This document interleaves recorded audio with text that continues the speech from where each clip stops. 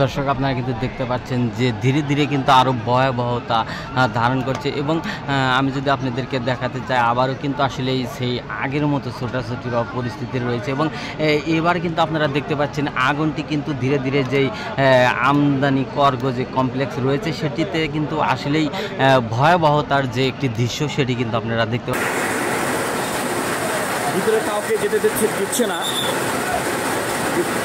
কি অবস্থা আপনাদেরকে দেখাবো।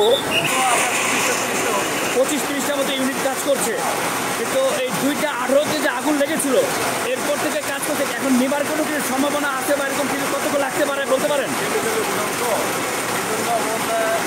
আতঙ্ক বেশি, পানি পড়লে আবার দ্বিগুণ হয়।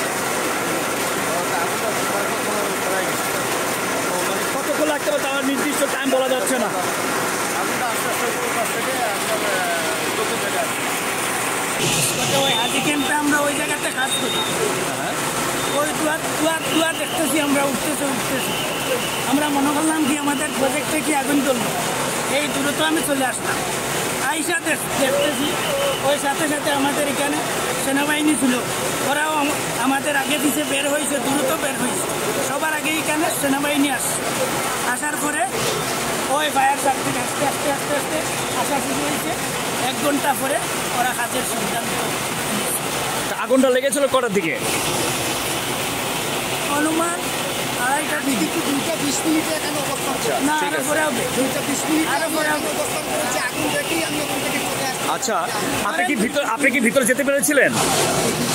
ভিতরে আমি যাইতে পারি, ভিতরে তো কোনো কিছু দেখা যায় না, ওইখানে সবগুলা বন্ধ। আগুন মানে কতটা ইউনিট কাজ করতেছে আপনি কি জানেন?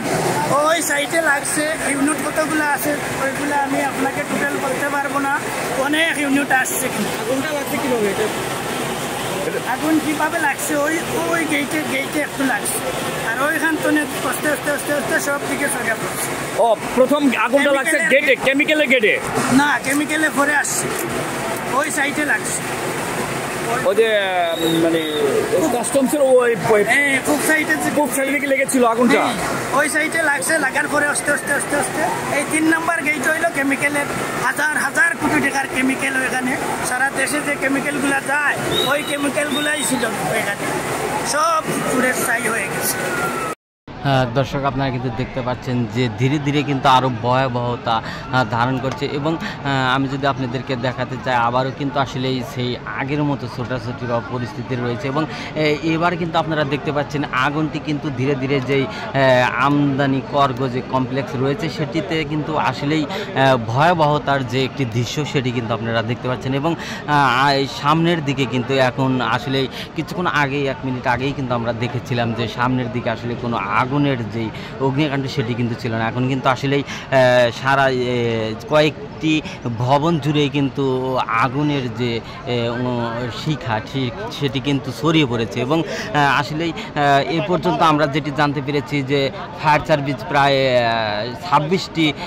26টি ইউনিট কিন্তু কাজ করছে, এমনটি কিন্তু আমরা জানতে পেরেছি। আপনারা দেখতে পাচ্ছেন যে এই যে এবং কি আপনারা দেখতে পাচ্ছেন যে হযরত শাহজালাল আন্তর্জাতিক বিমানবন্দরের যে আমদানি করগো যে কমপ্লেক্সটি রয়েছে এবং আমদানি করা হয় সারা বিশ্ব থেকে যেই সব মালপত্র এখানে রাখা হয় আসলে সবই কিন্তু ইতিমধ্যে আমরা যেটি জানতে পেরেছি পুরো কিন্তু সব ছাই হয়ে গেছে এবং কোনো কিছুই কিন্তু আসলে এখন পর্যন্ত এখানে নাই, এমনটি কিন্তু আমরা জানতে পেরেছি। দর্শক আপনারা কিন্তু দেখতে পাচ্ছেন যে একটি ভয়াবহ যে পরিস্থিতি সেটি কিন্তু আসলে দেখা যাচ্ছে ইতিমধ্যেই এবং বেলা 1:40-এ কিন্তু এই আগুনের যে সূত্রপাত সেটি ঘটে এবং সেটির আসল যে তথ্য সেটি কিন্তু আমরা এখনও জানতে পারি। আপনারা দেখতে পাচ্ছেন ধীরে ধীরে কিন্তু আসলেই আগুনের যে ভয়াবহতা সেটি কিন্তু ছড়ে পড়ছে এবং আগুন কিন্তু আসলেই নিচ্ছে বলে এরকম কোনো কিছু দেখা যাচ্ছে না এবং ধীরে ধীরে কিন্তু আসলেই এক ভবন থেকে আর এক ভবন ছুটে চলছে।